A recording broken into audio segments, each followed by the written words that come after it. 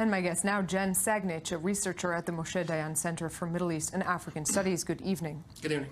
So if we're looking at this fear of a potential reconciliation between Syria and Turkey, what would that mean for the Kurds? Is that sort of the nail in the coffin for Kurdish autonomy?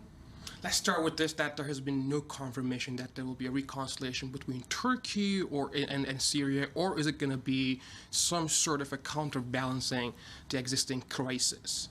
That means that both the Turks and the Syrian government may compromise on several points, but may not lead to a complete reconciliation that will affect the Kurds. If they even move forward towards a minor compromise, let's say, what does that mean for the Kurdish militants in Syria fighting IS? Well, at this time, the Turkish government seems to have a green light from the Syrian government to launch this incursion against ISIS in northern Aleppo.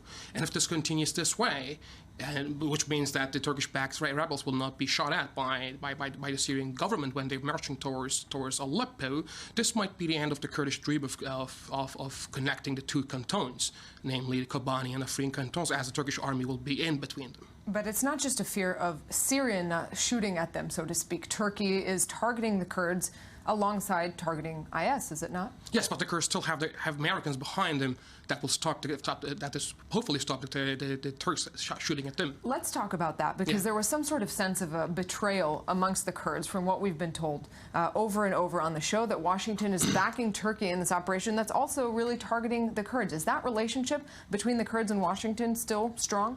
Well, it is still strong, but the U.S. government is dealing with a variety of actors in the region, not similar to the Kurds or the Turks that are dealing with only single or just a small set of actors. So the U.S. policy in Syria and in Iraq has always been in creating a win-win situation for its local allies. And Turkey is definitely a local ally for the U.S. coalition.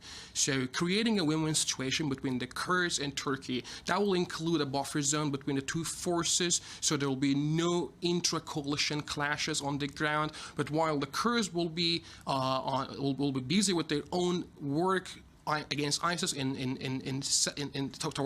Raqqa, and the Turks will be busy with creating this FSA-based buffer zone to prevent ISIS connection to Turkey, has been on the agenda. But this cannot be really named as a betrayal of the Kurds in Syria, as the Kurds still receive, say, the majority of the support from the U.S. government. A lot of mixed alliances, as we see over and over, and the lines of the Middle East sort of being drawn now. Ceng Sagnic, thanks very much for being here.